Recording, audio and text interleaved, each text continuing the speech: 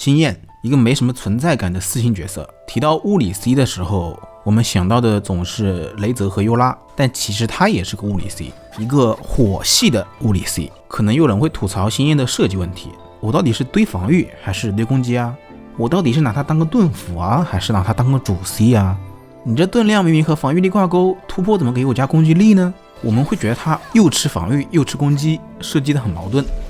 但其实一点也不矛盾。就像我以前一直认为雷神是个战场辅助，战场和辅助就很矛盾嘛，完全不搭嘎的两样东西。但其实只要我们转变一下观念，雷神是一名拥有辅助能力的主 C， 一下子就合理多了。我就是主 C， 我需要战场，但同时我还有辅助能力，主次调换一下就好了。星焰其实也是一样的，我就是一名拥有保护能力的战场物理 C，我的盾就是给我自己用的，又吃攻击和又吃防御其实也不矛盾的，这是在告诉我们歪了防御不亏是有收益的，多一个有效词条不香吗？这样一想是不是就感觉合理了很多呢？要我说，星焰最大的槽点其实在于它的发型，不是，是它的属性。多嘴一句，其实我觉得星焰的发型挺好的，符合它整体的角色设计。星焰是火属性的物理 C， 物理 C 嘛，那肯定是要靠超导吃饭的。超导需要什么？雷元素和冰元素。啪，这下好了，配对的时候两个位置直接没了。星焰的优势之一其实就在于它自己本身就拥有保护能力，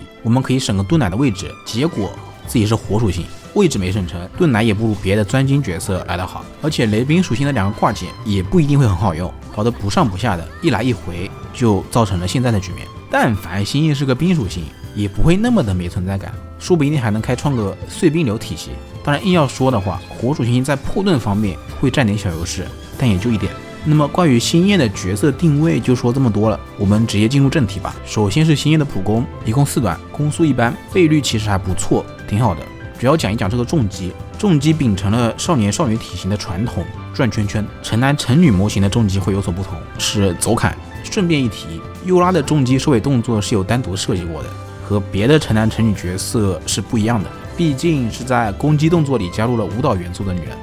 很合理。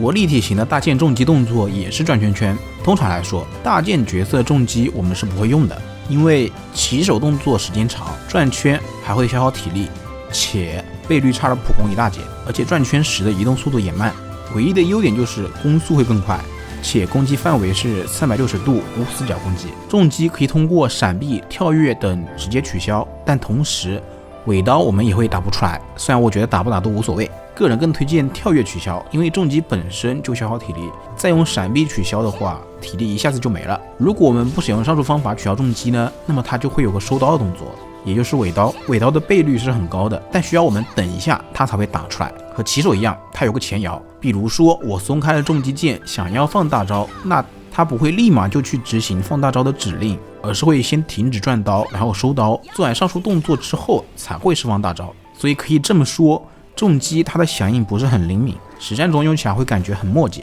而且很笨重。起始的抬刀加结束时的收刀，两个大前摇，谁用谁知道。你问我为什么要说重击？因为星焰解锁6命之后，重击就是它最主要的输入手段了。就是可惜星焰的6命没有女仆那么变态，它只加重击的伤害，所以星焰的6命只能说是把星焰从一个半完全体变成了完全体，重要但不至于那么重要。实战中使用普攻和重击的时间差不多是5-5开的，非6命的话还是老老实实用普攻，重击的倍率还是太低了点。星焰的元素战绩一共分成3级，根据命中敌人的数量有3种效果，但其实我们只需要知道后2种就可以了，因为固有天赋4会降低命中敌人数量的要求，命中1名敌人是2级护盾，命中2名及以上的敌人是3级护盾，并且会拥有额外的效果，每2秒会对周围的敌人造成火伤，一共6次，护盾在消失时会额外再释放1次，所以一共是6+1次。看到这个火伤的瞬间，我就有了一个想法，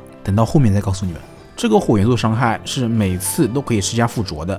属于落火，伤害属于元素战绩伤害，但是盾碎的话，这个火伤也就随之消失了。当然，假如我们没有命中敌人的话，那还是1级的护盾。这里我必须得吐槽一下这个固有天赋4啊，它设计的就很莫名其妙。什么意思？你前面讲这么一大堆，然后天赋再来个改良版的，就不能一步到位？这不是脱裤子放屁，多此一举吗？你要是放在命座里，我觉得挺合理的，但放在固有天赋里，我就理解不了了。星焰在释放战技时是会短暂的给自己施加火元素附着的，就像行丘星海一样。不过好在是火元素，也控不了自己。星焰自己在被挂了雷元素之后释放战技，就算触发了超载反应，也不会击飞自己。所以这个火元素附着可以说对角色没有任何的负面影响，甚至还有正面的影响，那就是可以消除自身的附着。星焰的护盾量对比其他4星盾辅角色要逊色一些，毕竟定位还是战场 C。但你要是愿意把它当成纯盾辅角色也不是不能玩，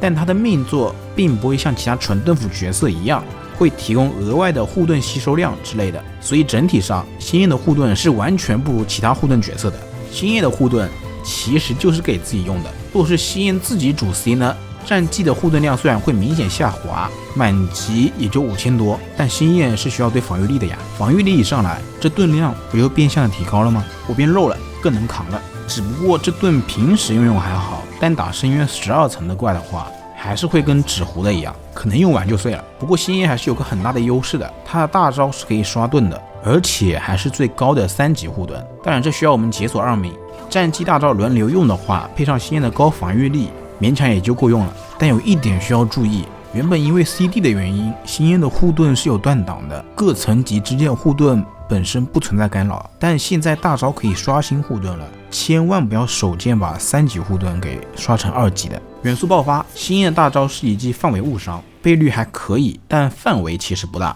除此之外，还会在2秒内造成持续性的火伤，具体一共是7段火伤，我没数错的话。星焰在解锁了2命之后，大招是必定会暴击的，但只限那一下误伤，火伤是不会的。说实话，这个命座就很好，治好了我多年的高血压。如果能给优拉的话就更好了。其实这个2命也给星焰提供了一种可能性，那就是玩速切，而且我们只管对防御和爆伤就好，偶尔切出来，除了刷盾之外还能打个爆发，想想就很爽。就是误伤打不了反应，除非自身的素质过硬，不然核爆还是想想就好。固有天赋5，星焰的护盾可以给场上角色提供15%的误伤，按道理来说应该是少了，以普遍理性而论，误伤加成应该给25%才对，开个玩笑。命座，星焰暴击后的5秒内可以提高普攻重击12%的攻速，这个暴击并没有特别指明说要普攻重击暴击，所以战技或者大招暴击的应该都是可以触发的，而且效果持续时间和冷却都是5秒，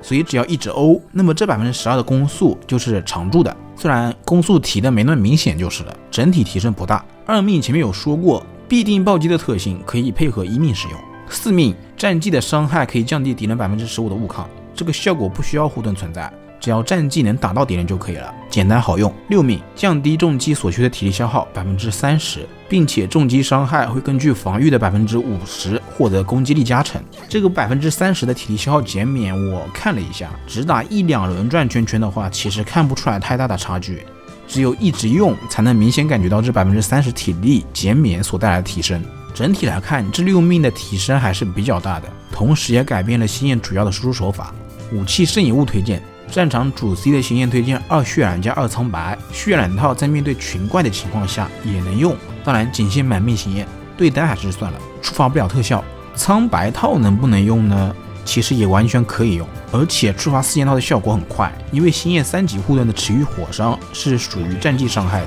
只要我们开了盾，基本上4件套的效果也就触发好了，而且大招刷新的护盾也是属于元素战技伤害的，同样可以完美触发苍白4件套。各部位此要选择，首先杯子误伤投暴击爆伤是没有意义的，关键在于杀落位，选攻击还是选防御。如果是满命，我个人推荐选择防御。满命的星焰主要输出手段是转圈圈，选择攻击杀和防御杀，转圈圈的伤害差距其实不大，但防御杀在武器白值不佳的情况下，收益是更稳定的，这是第一点。第二就是防御杀的护盾量会更高，盾不容易碎，我们更容易吃到15%的误伤加成。但若不是6命，那攻击杀的输出一定是更好的。除此之外，也简单说一下非战场流派的星焰，例如以2命为核心的速切流，这个流派只依赖星焰的大招打输出，推荐绝缘套，充能误伤爆伤，不需要堆暴击，往死里堆爆伤就好了，大招好了出来炸一下，大招好了出来炸一下就可以了。贪生怕死流那就防，主要作用就是加伤减抗，给其他物理 C 打辅助，但星焰护盾火伤还挺影响挂超导的，所以不是很推荐。武器选择，其实可选的武器有非常多，5星的赤脚松濑、朗墨、蜈蚣，甚至天空，星焰都是可以用的，而且都挺契合。4星的只要是个人就能用的赤骨剑加防御和攻击的白影剑都可以用，特别是赤甲和白影剑非常契合星焰。配对先说一说常规的队伍选择吧，星焰加冰雷超导位加辅助位。首先超导位我个人会更推荐雷神和罗莎莉亚，原因我想不用我多说，这俩是最好用的。剩下的辅助位可以选择班尼特，如果你班尼特没有点6命的话，其余的像是77、云锦甚至钟离等辅助奶妈其实都可以选择，反正我不抢角色，用剩下的就可以。雷神也能换8重、小艾米等，整体思路其实就是物理队的一贯思路，挂超导，然后辅助挂 buff， 最后切星焰一通乱砍，非常的简单。星焰本身输出其实不低，而且物理队是自带圣遗物优势的，别的元素伤害加成都是 15%， 就物理是 25%， 别的杯子都是 46.6% 的加伤，就物理是 58.3%， 还有武器的副词条我们只能看到物伤加成，其他元素加伤的副词条目前是没有的，所以物理 C 其实是自带一个城区的优势的，这大概也是为什么策划一直不给物理 C 设计一个像万叶一样的辅助的原因，因为不需要啊。物理 C 其实本身素质就是过硬的，从一开始策划就已经想好了，故意多给了物伤加成。物理 C 缺物伤吗？完全不缺，轻轻松松物伤加成就能破百。缺减抗吗？其实也不缺，超导减 40%， 角色自身还自带减抗，星焰减 15%， 罗莎莉亚减 15%， 尤拉减 25%。 这里打断一下，就是虽然我知道物理角色减抗很多，但那些勾8高物抗怪能不能少放一点？别的元素都是 10% 抗性，到物理就是 70%， 然后别的对万叶一减抗，抗性直接变负的了，物理队往死里减抗也是很难做到是负的，好好的优势变成了劣势，什么意思？物理 C 最缺的其实是双爆，雷神为什么无敌？就是有9条给他拐攻击和爆伤，